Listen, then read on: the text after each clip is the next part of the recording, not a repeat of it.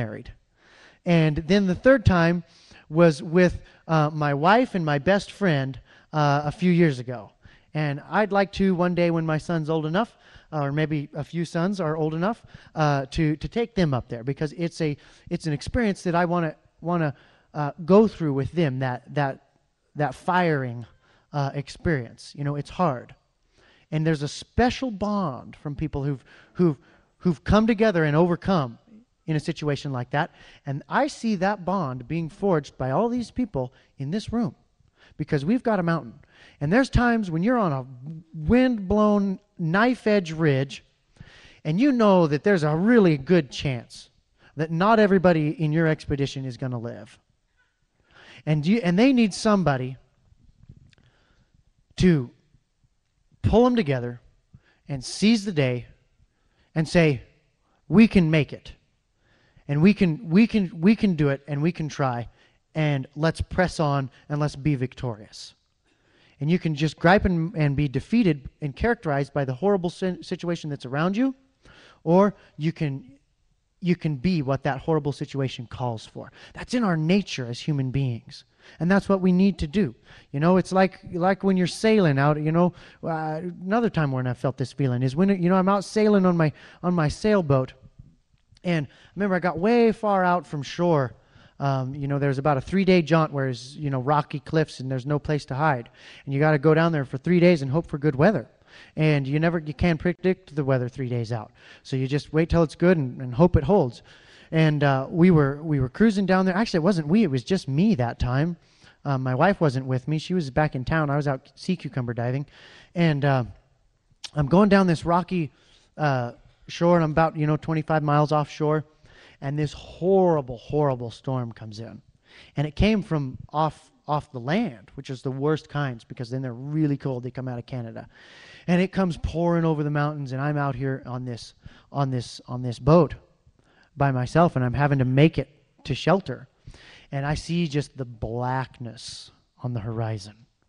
And I'm listening on the VHF radio, seas 25 feet.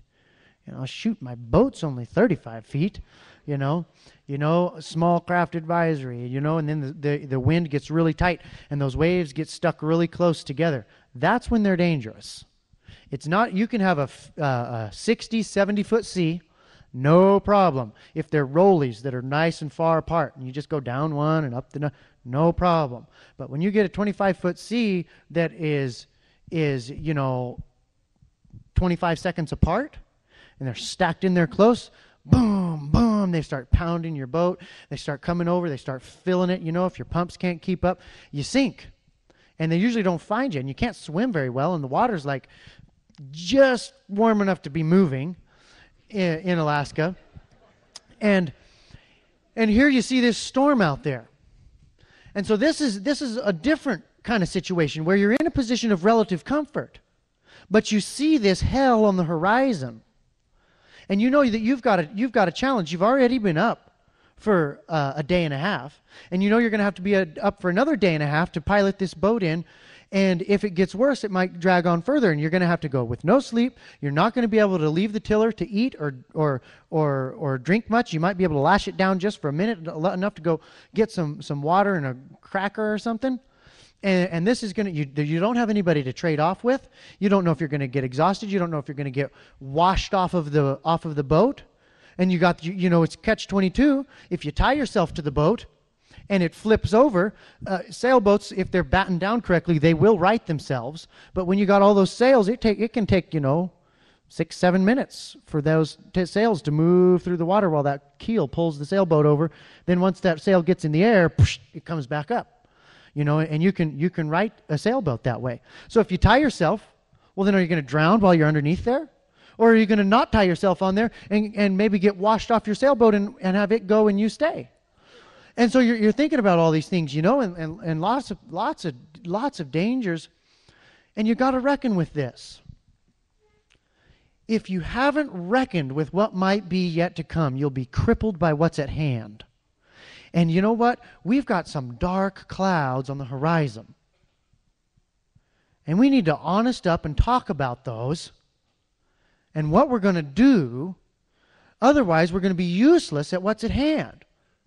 if you haven't gulped it down and say, yeah, I might die in that storm, and now I'm going to get ready for it.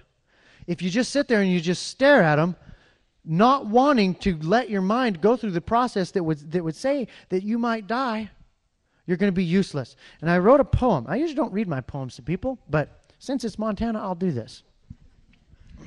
I wrote this poem before I sailed into that storm. And we've been in a lot of storms, but this one just sort of hit me in a special spot. Maybe it's because my wife wasn't with me. There's been good, there's been sad times I've had, but death will have no sting. As I offer my soul to an angry sea, my lips will softly sing. For the time has begun for my toil to be done. My hands now work with ease. For I'm made anew, and I'll wait for you on the shore beneath the seas. Once you've accepted that you're done, you can begin. And that's what we need to do here tonight. That's what we have to do. That's what our children need from us. That's what our country needs. And let's not confuse our government with our country. They're different. And you know what? There's people all across this country that are rising to the occasion, that are meeting the challenge. And there's going to be a bright page on history. Now I want to talk about how we've done that in Fairbanks, so it's not just an idea. All right? How many of you know who Sun Tzu is? I don't either. I just know his name. But he wrote some really good stuff about war. Sun Tzu wrote The Art of War. You know what the 13th rule of war is? Get your enemy to do useless things. They're using that one on us. All right? And we need to recognize it. How many of you can guess what the first rule of war is? Declare war. Seems elementary, but it's really true. If you haven't identified who your enemy is, you will never defeat them. And we need to identify who our enemy is. That is anybody who would threaten or purpose or connive any scheme to take away our liberty, and anyone who cooperates with them. Basically, federal government and people who take their money. And, you know, the international superstates and whatever like that. All right. So, declare war. Now, let me tell you, once there was a cultural shift in tide in Fairbanks to accept this challenge, here's how we did it. First, we knew that we needed to do things that weren't contingent upon government cooperation for their success. Amen? That would be silly to think that if you've declared an enemy that you are only going to defeat him once you get their permission to defeat them. You'll be waiting a long time. You'll be sending a lot of letters to your congressman before you get one back that says, all right, guys, now's the time. Beat us. All right? Here's what happened. Here's how it all started.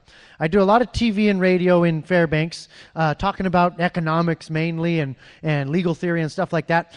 And somebody called me after a radio show, and they said, what are we going to do about all these gun laws, man? They're just coming down like a hailstorm. I said, well, I don't know. Let's get together at Denny's and talk about it. 150 people showed up. There were so many people that the fire marshal showed up and was trying to kick us out. And I said, okay, well, hold on, hold your questions, And he wound up staying for the whole meeting and getting right on board and forgot to kick us out.